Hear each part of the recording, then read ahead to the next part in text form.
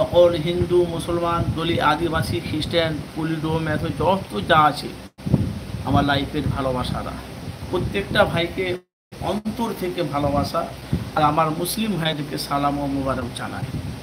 রীতিমতন জানেন যে এফএস আনারুল মিডিয়া মানুষের কাছে সত্যটা তুলে ধরে প্রকাশ করে। এসএসসি ভাইজান, আপনারা জানেন যে দীর্ঘ কয়েকদিন ধরে আমি আরাবুলকে নিয়ে যে আপনাদের কাছে সোশ্যাল মিডিয়ায় যে মানুষের কাছে তুলে ধরছি, সে আরাবুলের কিন্তু সাসপেন্ড পেন সেটা কিন্তু উঠে গেছে আজকের ঘটনা।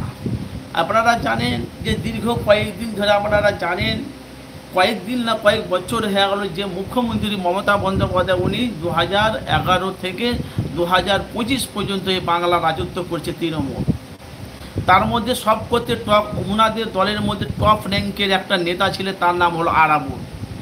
সে আরাবুলকে অ্যারেস্ট করিয়েছে শওকত মোল্লা, বলেছে শুভেন্দুর বসু বিস্ফোরক অথচ কুমন্তব্য। এটা বাংলার জনগণ সাধারণ মানুষেরা শওকত মোল্লার নাম বলছে, পরে হতেও পারে কেউ। কিন্তু ভাই বলা বলি করে সে আরাবুল কিন্তু জেল খেটেছে। আপনারা জানেন যে এফএস আনারুল মিডিয়া মানুষের কাছে সত্যটা তুলে ধরে, আমি মানুষের কাছে প্রকাশ করি ভাই যান বলা বলি কথা।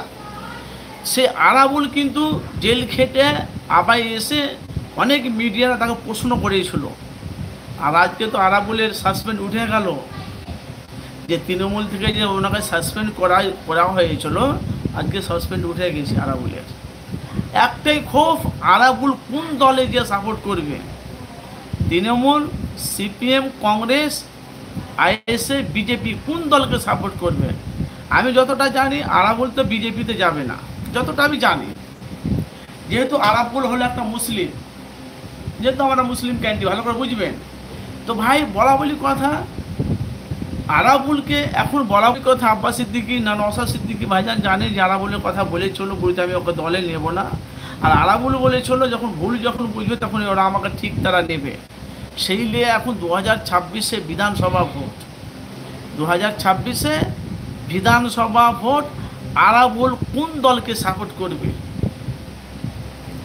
অথচ আইএসএফের চেয়ারম্যান নওশাদ সিদ্দিকী আরাবুলকে নেবে না, আইএসএফের চেয়ারম্যান নওশাদ সিদ্দিকীকে আরাবুলকে নেবে না। তার সাথে সাথে তৃণমূলও কিন্তু নেবে না। সে আরাবুল এখন 2026-এ কার হাতকে মজবুত করতে চলেছে।